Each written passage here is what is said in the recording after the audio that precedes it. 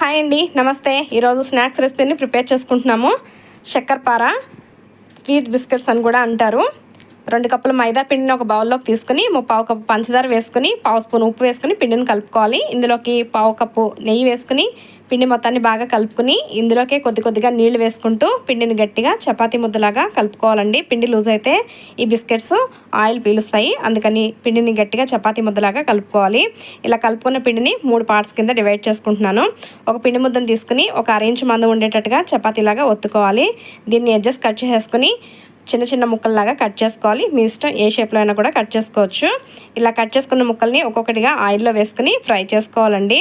Golden brown colour వచ్చేంత వరకు fry చేసుకుని వీటిని ఒక ప్లేట్లోకి తీసుకుని ఒక డబ్బాలో స్టోర్ చేసుకుంటే 1 నెల రోజుల పాటు నిల్వ ఉంటాయి. పూర్తి వీడియో కావాలంటే మన ఛానల్లో ఉంటుంది, చూడండి. వీడియో నచ్చితే ఒక లైక్ చేసి నా ఛానల్ని సబ్స్క్రైబ్ చేసుకోండి. Thanks for watching. Bye friends.